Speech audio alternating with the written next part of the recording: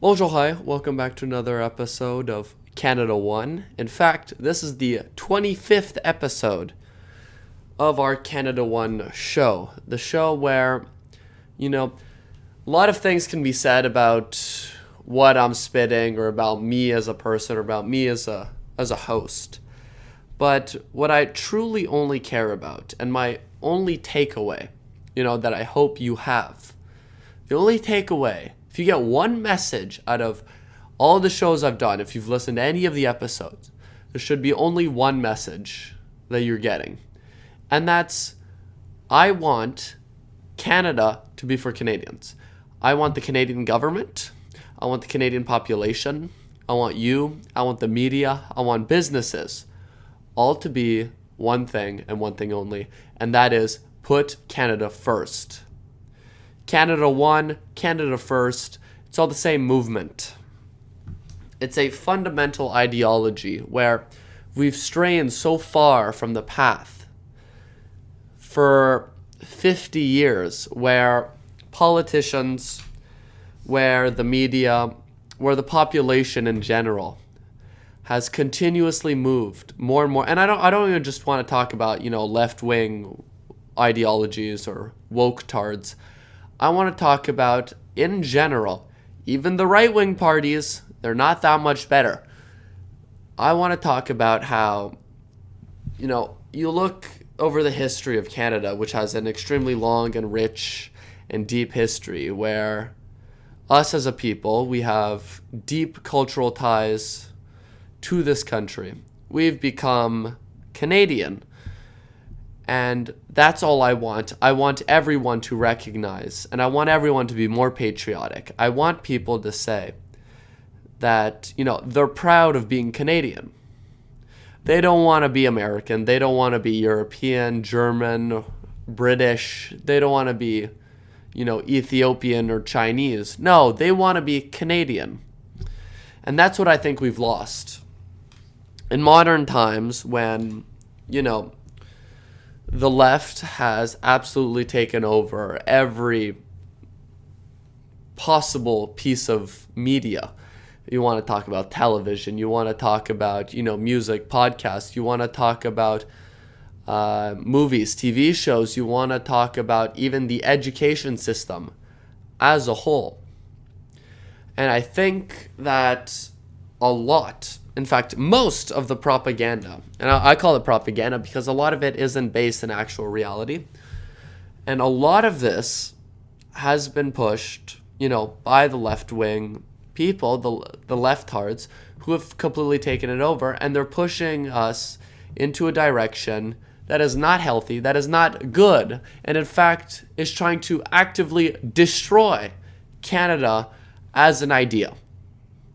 Canada used to be its own ideology. Being Canadian used to mean something. It used to mean, being independent from America, being its own sovereign nation, a British Commonwealth nation that has an extremely high standard of living, that is known for being polite or nice, low levels of crime, free health care, and used to be the envy of a lot of Americans even. A lot of Europeans. We were on the same level of Scandinavian countries. But what has happened? What has happened? And that is what fundamentally this, this channel, this movement I'm trying to start is about. It's about bringing us back to that point where people were proud to be, I'm a Canadian. Oh, where are you from? I'm from Canada. Oh, wow, I heard it's very nice up there. Yeah, it's pretty nice. That's what I want. Not, I heard people are getting government-sponsored suicides because they can't afford rent. Oh, I'm hearing that you had to wait 14 hours before getting a medical checkup. Oh, I hear you can't get a doctor. Oh, I heard that, it cost $1 million for a shitty house in Toronto. Oh, you live in Canada? Oh, that's socialist hellhole. And that's the problem. Not only are we continuously destroying our reputation, but we're losing a national identity. Because what we've been taught is that there is no Canadian identity. There is no Canadian nationalism because we're all built on murder. We're all built on stolen land. This whole thing with, if you're not familiar with Canada, what they do are land acknowledgements, where they go, we are on the unceded territory of the Mohawk or whatever people. And I find that truly, it's not great. It's truly disgusting because you're pointing out, you're making it look like every single European that came over were truly the worst people ever. When in fact, a lot of the natives, and by the way, most of the natives didn't die because the Europeans mass murdered them. Okay, they died because of disease and because of infighting within indigenous tribes. They were mass cannibals. They were not a culture of peace. They were not a culture of love and all these things that the media wants to portray. They weren't all eco people who love the earth. And yes, they did,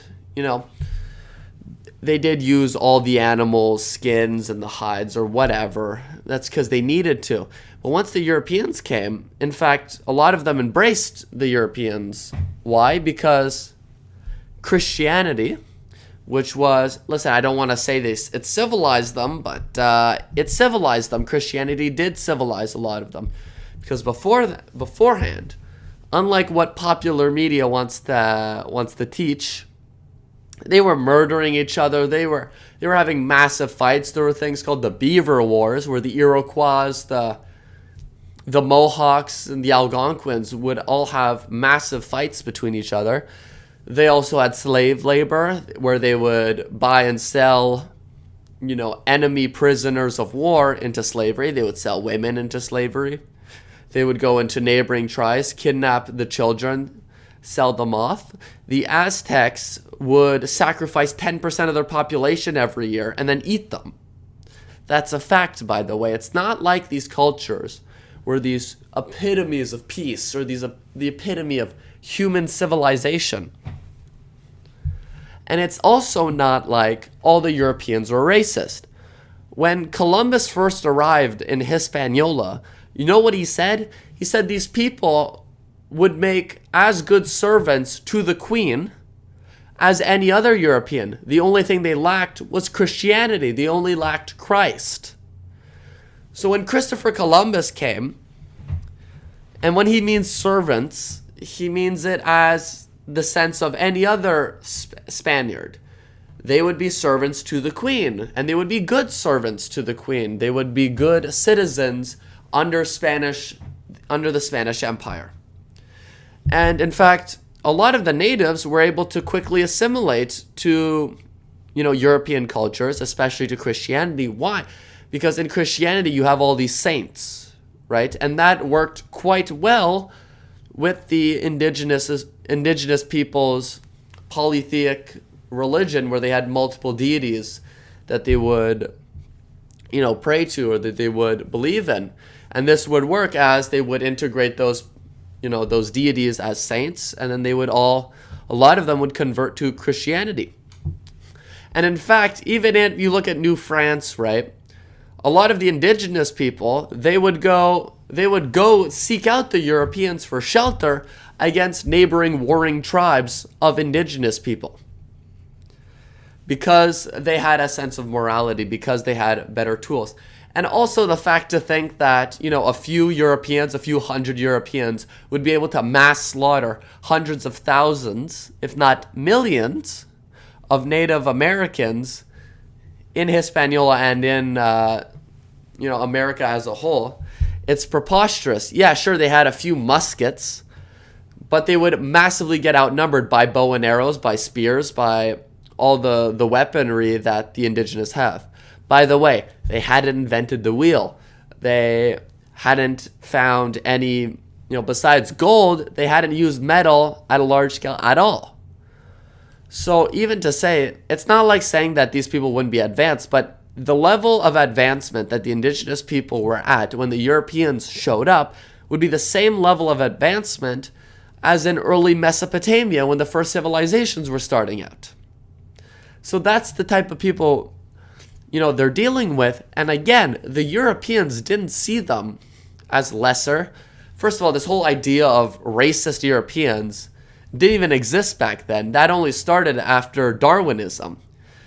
Darwin figured out that, there'd be some genetic superiority in terms of different animals when subject to different climates. And then that idea was then morphed into eugenics and then morphed into this idea of racial superiority. But before that, the Europeans literally thought the indigenous people were white. They just thought that because they're closer to the equator, because they'd be under more sunlight, they just turn brown over time. But a lot of them believed that they were white, so they had no racial prejudice against these people, first of all. And in fact, a lot of them partnered up. In order for the Europeans to survive, a lot of them had to partner up with these indigenous tribes. It was disease en masse that murdered most of the indigenous. And it wasn't like these people were wiped out. If you look at the genealogical records of most people living in Mexico or in Southern America, where the large indigenous populations existed, the people who live there now are direct descendants of interbreeding between the indigenous and the Europeans. A large percentage of the population still have that indigenous bloodline within them. So this idea that the Europeans mass murdered everyone and then they populated is just flat out false. And a lot of the numbers have been massively exaggerated. It wasn't like there was tens of millions of people in Hispaniola, okay? It was more like a few 100,000. So, yes, a lot of them did die, but that's because of disease. And sure, some of them were murdered. Some of them had to fight against against the Europeans. But then this idea that they would also be then used as slaves also isn't true, right? The Europeans were actually against slavery in most cases with the indigenous people, again, because they saw them as their racial equals. And if you want to talk about slavery, okay, the Islamic Revolution in the Middle East trafficked millions of slaves from Africa, compared to a few 100,000 from the Europeans to the new colonies. So there isn't really if you want to make Europeans as the big example, maybe look at Islam as an ideology for who trafficked more slaves. The white man can't be the boogeyman for everything. That's not to say the Europeans didn't do any bad things, but I'm saying that we cannot erase our history because of this false narrative that's been created. And you're looking at Canadian history especially. Everything is now looking at the lens of, so you have this Canadian population and then you have this indigenous population. How did the Canadians, oppress and subjugate the indigenous to hardships? When first of all, these people, everyone should have been integrated. It's still today. Yeah, you have your indigenous people, but shouldn't everyone believe that they're Canadian? And again, I spoke about this in a previous episode, but the residential schools, they were not massively popular in terms of enrollment. 20% of the indigenous population went to them, and they were only there when there was no normal school available. And then it wasn't like they found any mass graves. Again, no bodies have been found.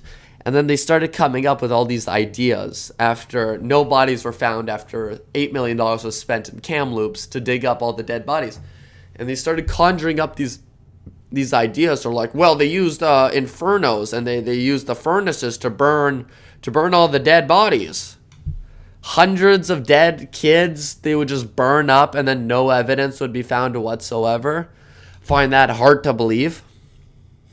And again, it was just all a plan to help them integrate into a European-dominated society. That's it.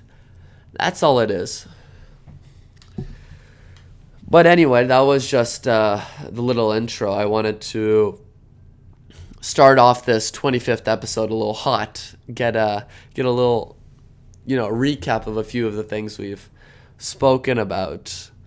And again, it goes back to this Canadian identity. And, for this 25th episode, I wanted to talk about a few things we've spoken about. I wanted to talk about going forward, what's to be done, and what needs to change.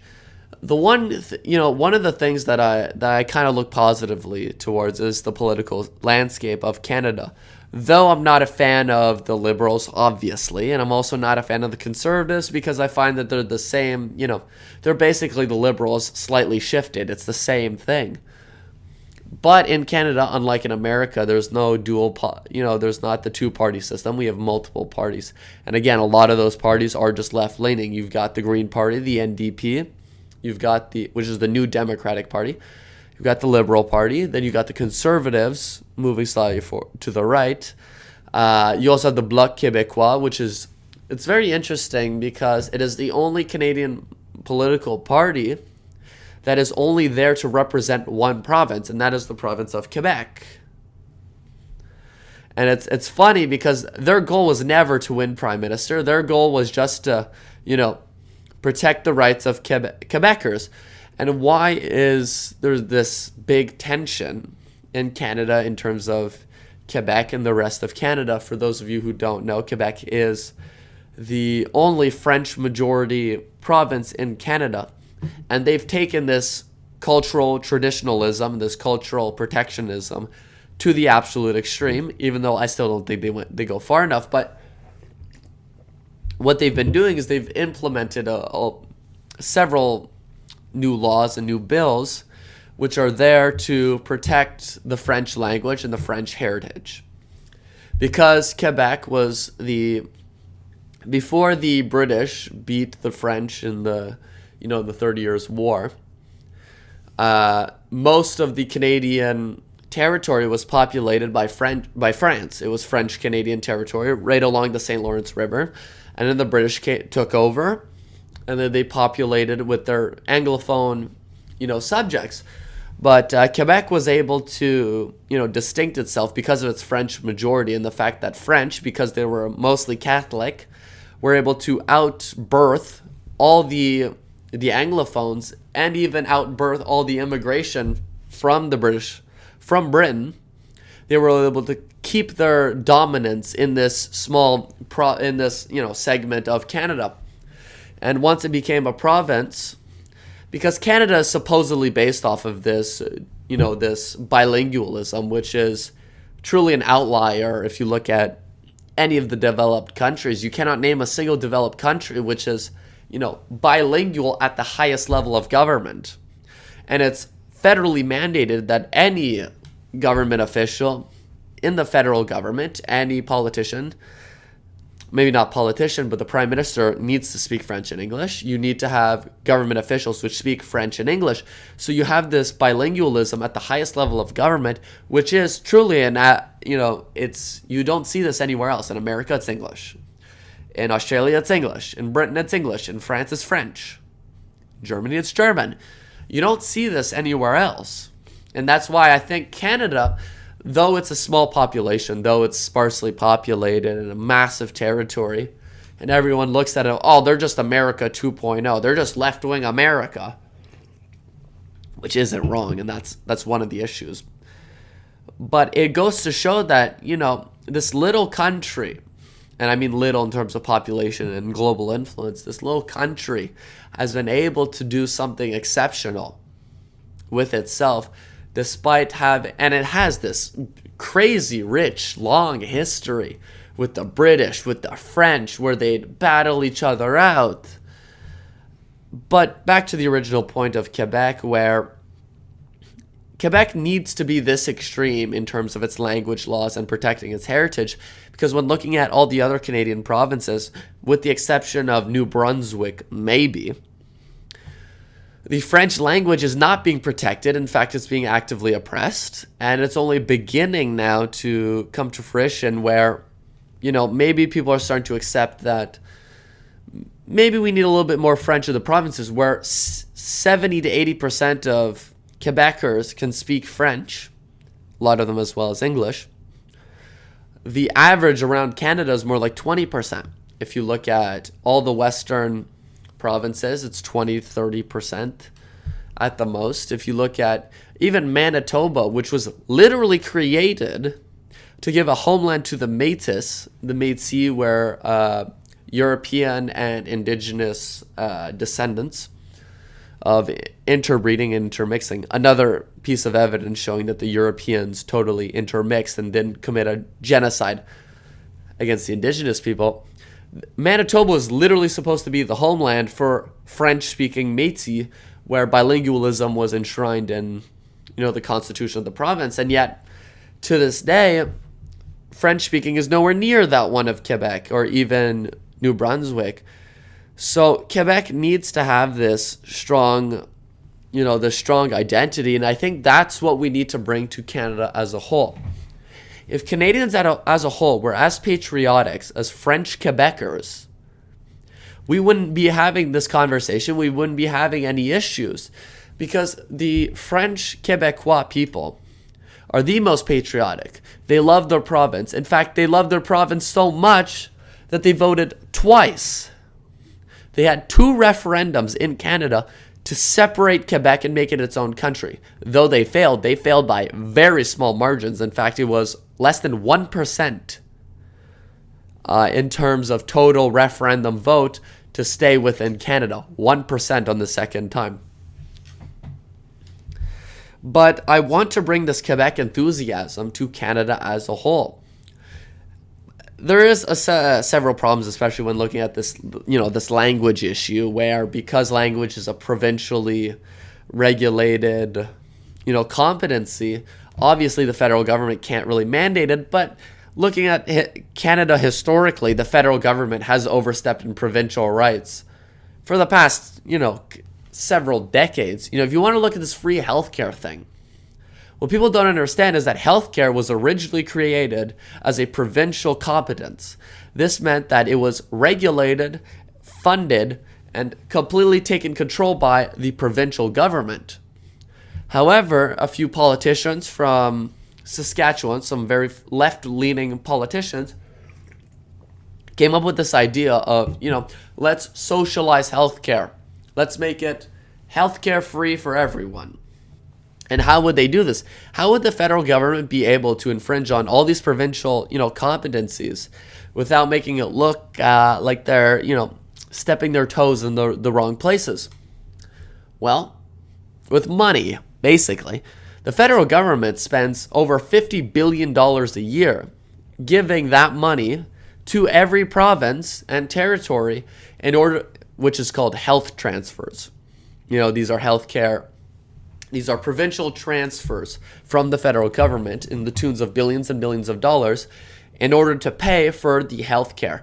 So in order to get all the provinces on board into free health care, the federal government had to just pay them, say, look, we'll pay for all these things, just everyone's got to do it. And you're looking at this, especially with the NDP and the more left-leaning parties. More and more issues want to become more nationalized, more socialized. You're looking at $10 a day daycare. You're looking at, all these things, pharmacare. You're looking at all these things, just small expansions of the federal government. And a lot of people see this as a bad thing. I personally do think that the federal government needs to have more competency over different issues that would, promote national unity. But I also understand the skepticism, because when looking, let's say, as in Alberta, which is considered, the Texas of Canada, because they produce a lot of oil and they're one of the most conservative right-leaning provinces in the country. They have massive animosity towards the federal government because when they were making shitloads of money, the government was all happy with them. But then the second that the oil industry took a turn in 2015, then the federal government didn't care. They didn't care, and the government was actively trying to stop petroleum developments in Alberta for a long time. They still are. So there creates this friction between the provinces and the provincial, economies and the federal government. But I do think overall, federalism is a more ideal situation than this these provincial. Obviously, the provinces need to have their rights. They should have control over education. They should have control over several aspects. But this idea that the federal government can only look over indigenous rights, monetary policy, and then a shared competency with immigration, it's not a great situation. The federal government does need more power, and obviously they can just pay them and give, and then do whatever they want. But again, that's not the goal when the government's running a $40 billion deficit. But anyways, what I wanted to say is that we need to have a more nationalistic movement. We need to have a less fragmented form of government, and we need to have a government that doesn't want to pander to every single, intersectional group. You're looking at Pierre Poilievre, you're looking at Justin Trudeau on the campaign trails recently. They're going for the Filipino votes, and they're like there with all the Filipinos. They're going for the Sikh votes. They're going for the Muslim votes. They're going for all these individual things instead of trying to create this one mass unity of Canadian culture and one mass Canadian vote. The only proposition people should be voting on is Canadian first values. Why is it that migrants who come over legally, illegally, temporarily on visas are getting priorities versus actual Canadian-born citizens? Especially when these people have cultures that contrast ours so distinctly that it's fundamentally changing the culture of our own country when they come in en masse. When they come in, they cause more crime. And in fact, they suppress wages. The economic benefits are not actually there, people. They're just making up these numbers. Essentially, they're playing with the numbers. They're playing with them very well. But think about it for a second. Supply and demand. If you have a job, and before, 4 people would apply, and then those people who were native-born Canadians would then work there. And then if they worked hard, they would then start asking for raises and wage increases, and then the company would give it to them because there wasn't that much alternative. Now imagine, for the same job, 50 people applied. Do those same things apply? Oh, you're asking for a raise? You're out. We'll replace you with a temporary migrant. And not only that, the fact that a lot of these people are being exploited. Yes, they are being exploited. It's not just on their fault. Everyone's getting mad at me because I'm making it, they think that I'm saying that it's all the migrants' fault who are coming over and scamming the system, which a lot of them are. A lot of these immigrants are scamming the system. A lot of these foreigners are,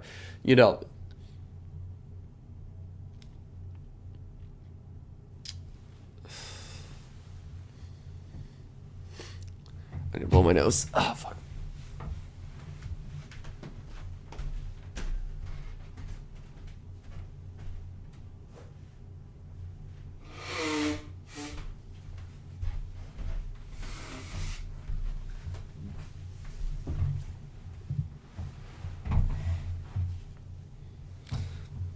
A lot of these student visa holders are coming over, going to these diploma mills, getting essentially a fake degree. Isn't it odd that you have like these 40, 50-year-old students who are coming over on these student visas, and then, they get their degree, which is a fake degree from a fake college, diploma mill, and then they go work. And to say that this isn't actually happening and I'm just making this up is, it's truly ignorant, and it's quite naive, in fact. Because you have a lot of these consulting firms, these immigration consulting firms. And what they do is obviously they're profiting on bringing over visa holders, and they're bringing over more immigrants because they get paid off of each one. But they're actively bragging out loud. They're just bragging about how, oh, look at this 60-year-old guy that we got on a visa to work as a truck driver. And then once they get exposed, they delete all their videos.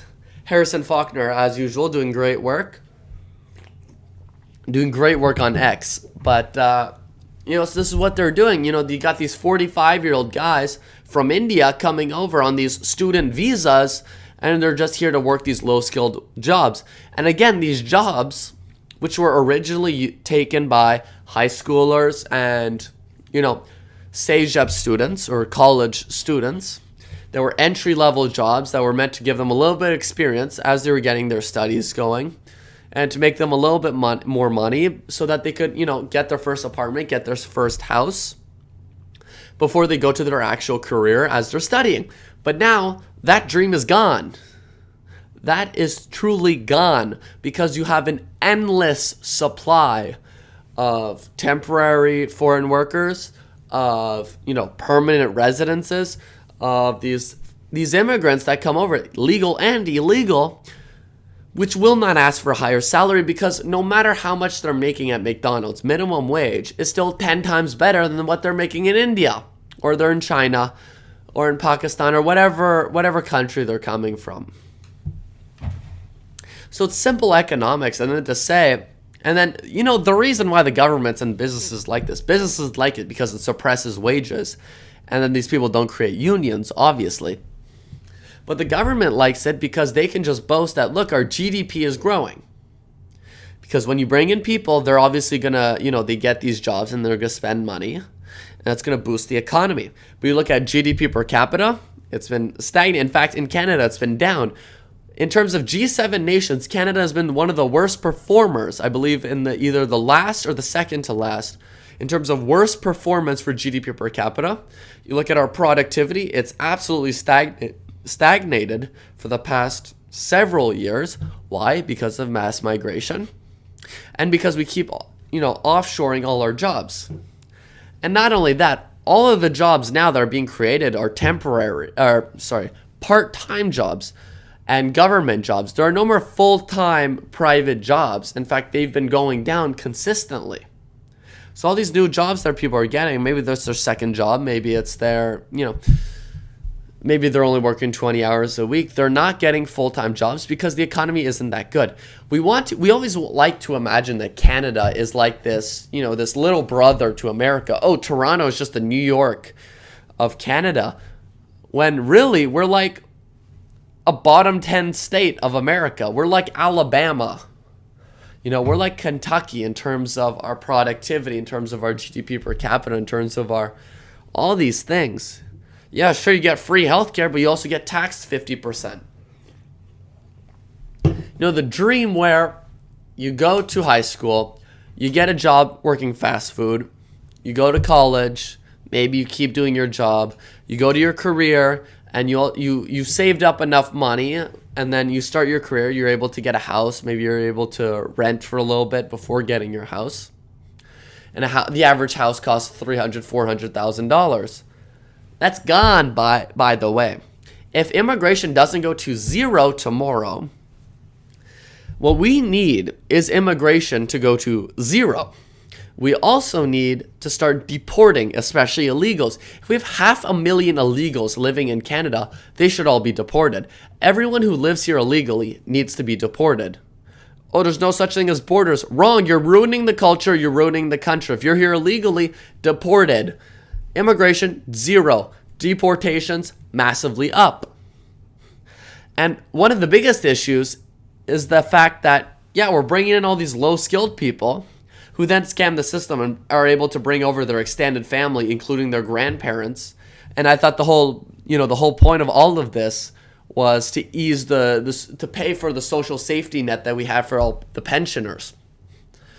But on top of us bringing in all these third worlder, low-skilled, low IQ, dipshits, all of our highest, earning potential people, all of our most, people who graduated from the highest universities, all of this, are emigrating en masse. They're all leaving Canada. We had 130,000 people leaving Canada. Our brain drain is so extreme that this is why we don't have any big industries besides the few oligopolies that we have. The biggest companies in Canada are literally all of the 5 banking companies. Isn't that odd? And then oil companies. We don't make anything in Canada. We've shipped all of our jobs to America, to Mexico, to China. All the manufacturing jobs are gone. In fact, all of our economy is service-based and then, natural resource-based. Which, what happens when that runs out? Right? And then we keep importing these low-skilled people.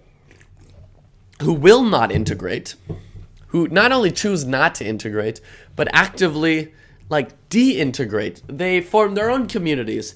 They don't want to be part of Canadian cultures. In fact, if you say you want to be part of Canadian culture, you want them to be part of Canadian culture, you're a racist. You just hate Indian people.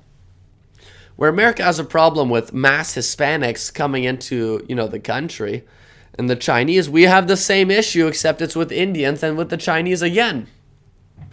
And not only that, these countries are actually not only influencing, but they're corrupting our political system, our media system, and our private companies. And, we spoke about this 2 episodes ago.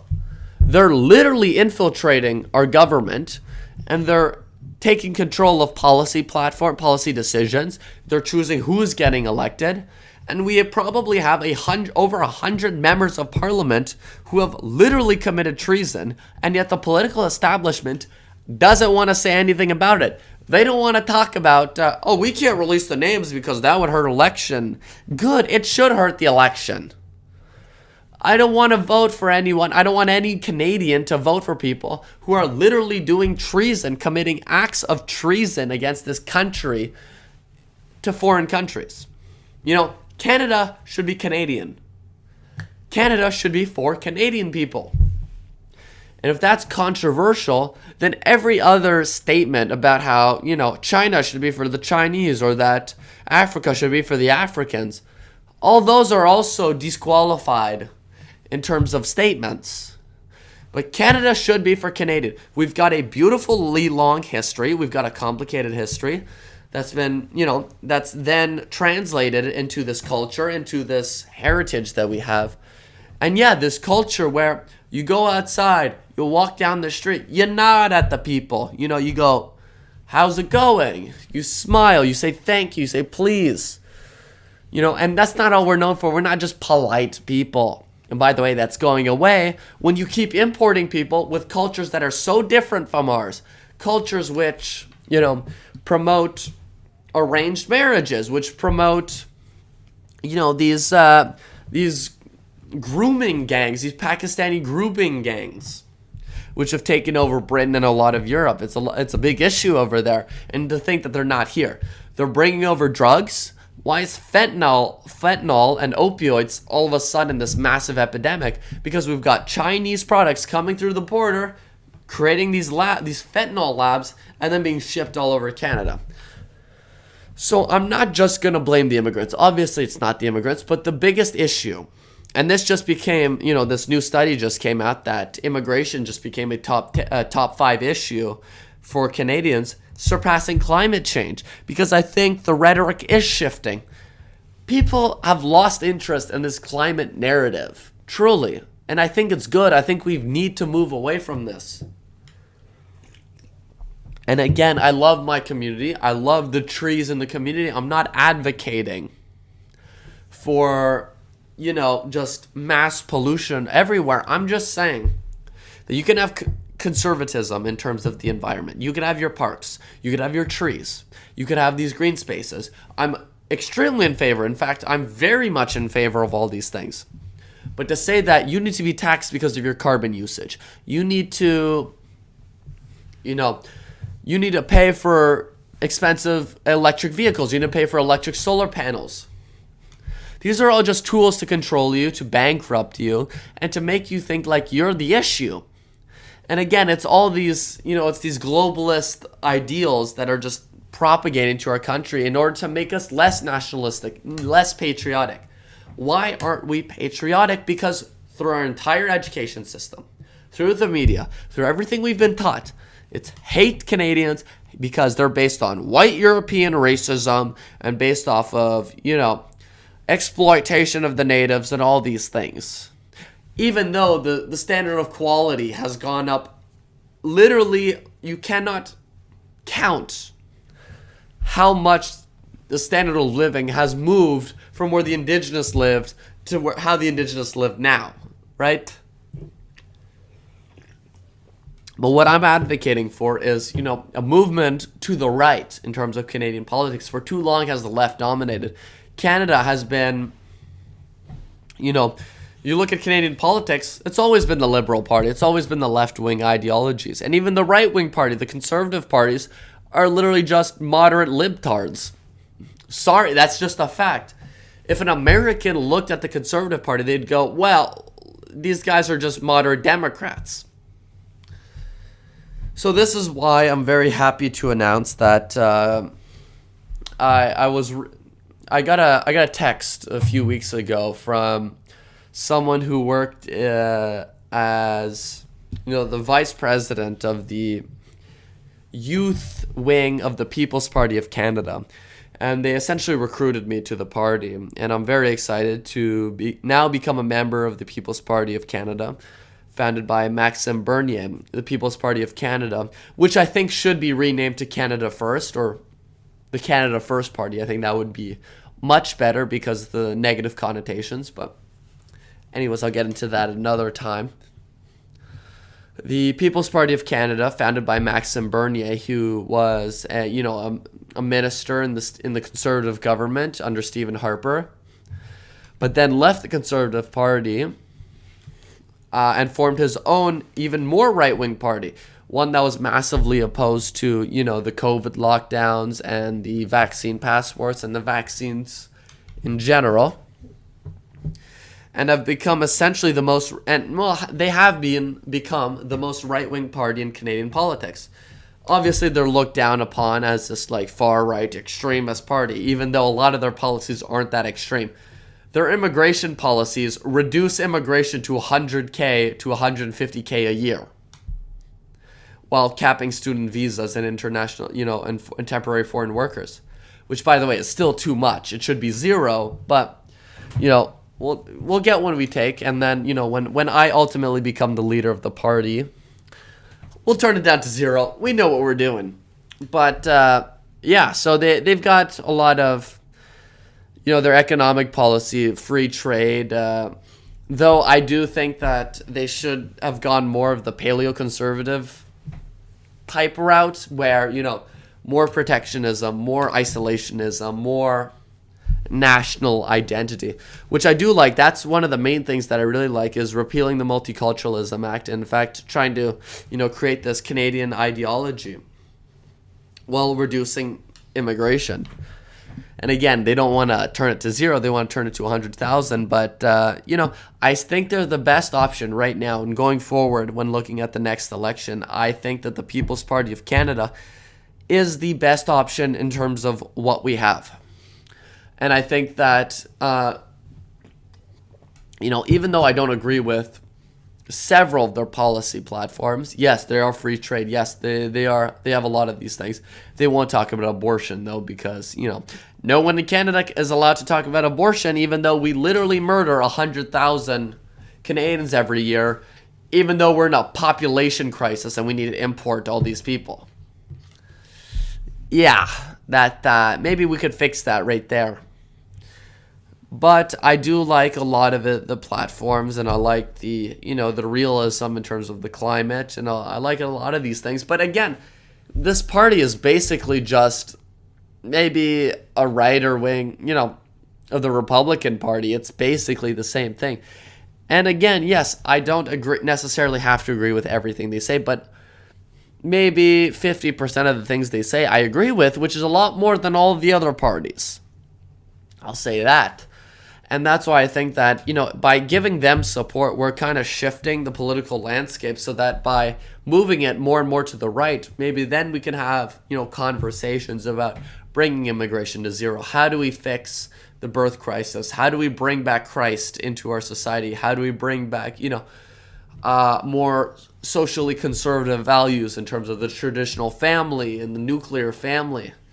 And having, mothers be mothers again, and not having all these trans people, run climate policy, which is just truly outrageous. So I'm hoping that by becoming a spokesperson for this party, we can start shifting things.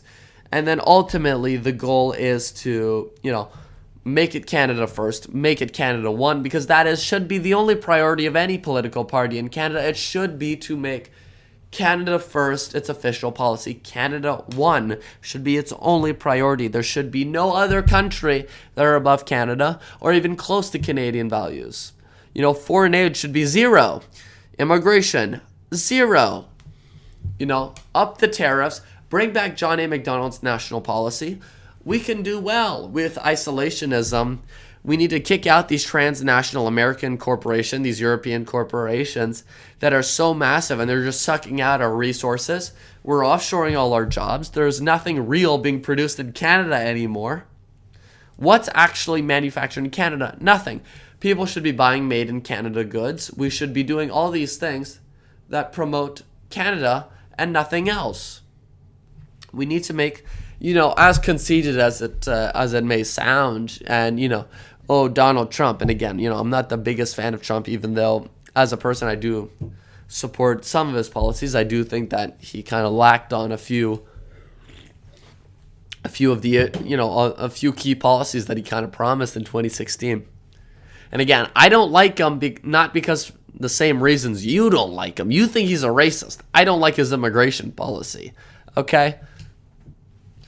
You don't like his immigration policy because he's not bringing in enough immigrants. I'm saying he brought in too many immigrants.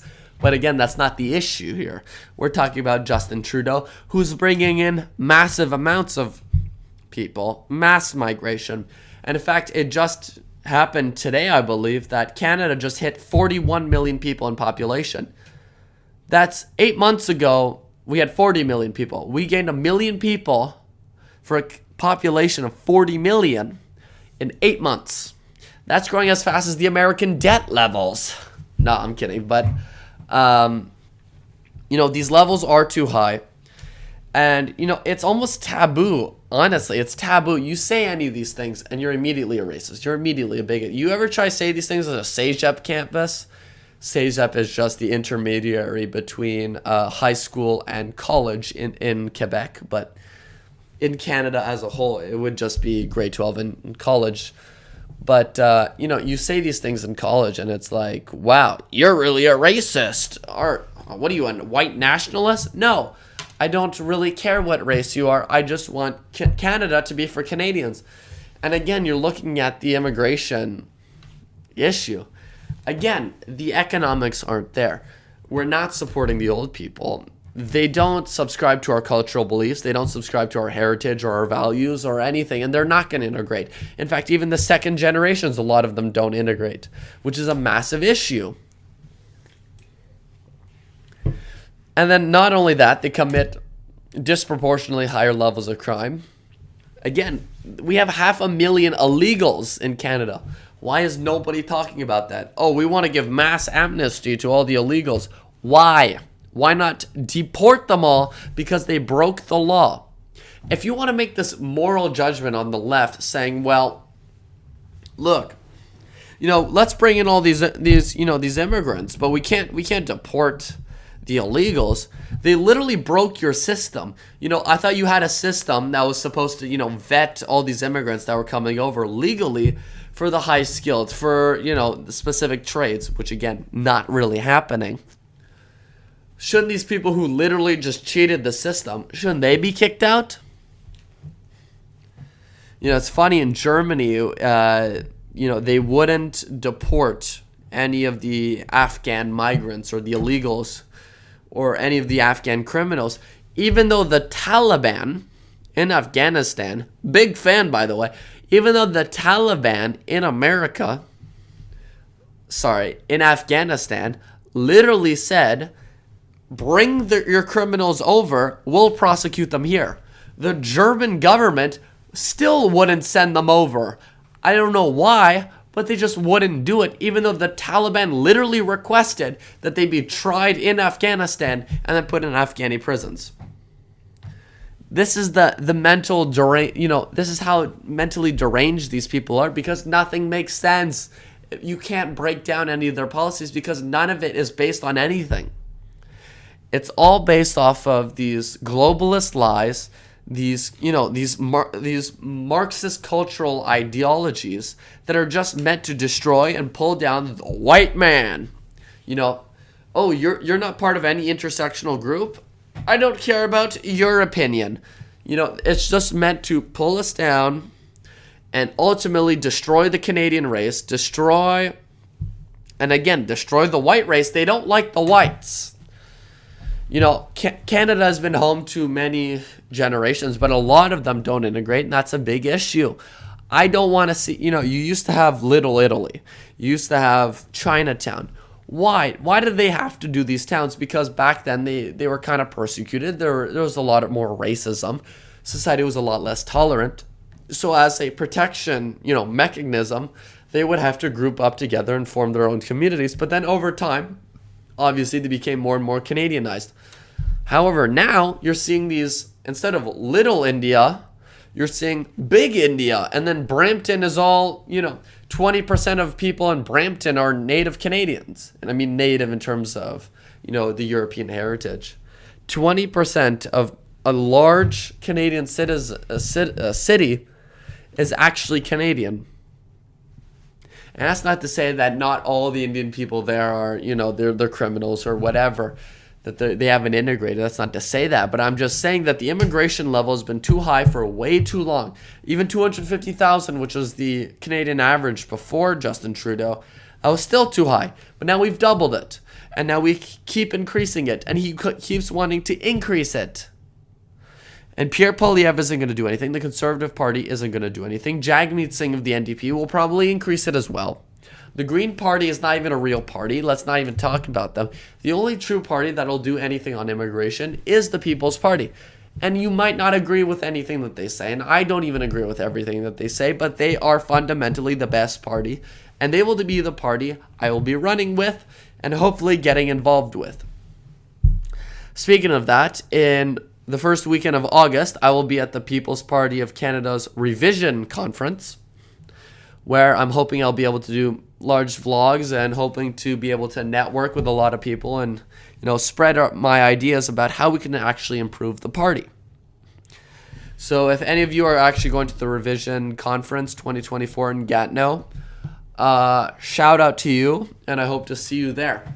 But anyways, thank you for listening to this 25th episode of CanadaOne. And I think we're going to move away from Matthew's Always Wrong because, we're looking at this and it's starting to seem like maybe I'm right a lot of the time. I don't want to sound, like a piece of shit, but, I'm getting flamed on the internet. I'm getting attacked by all these people, these dipshits on the internet. You can't just blame immigration for all the problems in Canada. Yeah, I kind of can.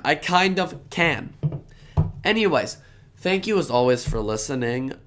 Really appreciate it. It's been 25 episodes, and we're going to do a lot more. We're going to keep going despite all the haters. Thank you for listening, and as always, stay Canada first, stay CanadaOne.